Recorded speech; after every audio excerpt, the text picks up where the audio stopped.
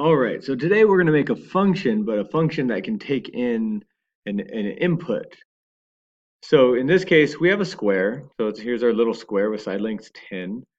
You can see. So we're gonna start by making a block that is simply called square. Okay.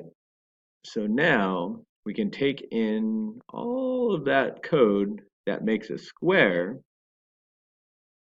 Move this up here so we can see it. There we go. And then we can hit apply, and then we're all set here.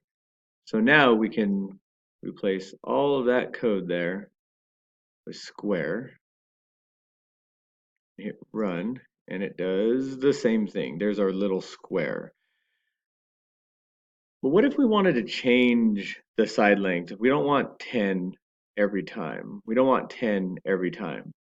So hold on, I need to move this. This needs to be out here.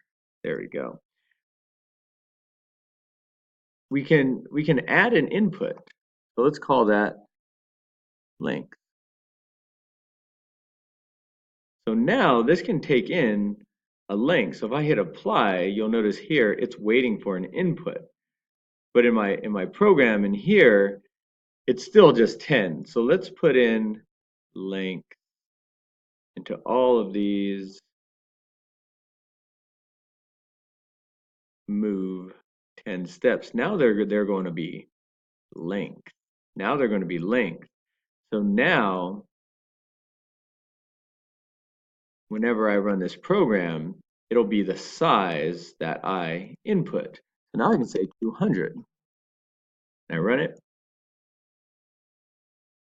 And, oh, I must not have hit apply. There we go. Now let's run it. There it is, 200. So I can change that to 370, and that'll be pretty big, but I'll run it, and now we still have a big square over there.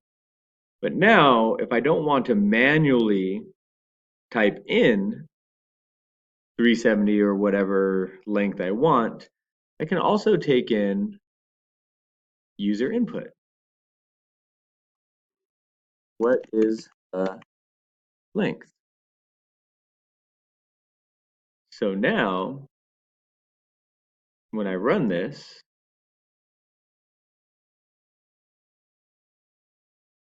it asks, what is the length? Let's say 48.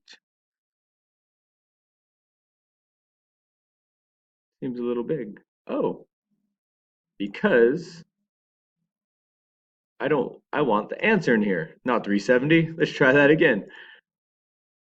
What is the length? 48. There you go. What is the length? 230. So now every time I answer, the answer goes in for the length in here.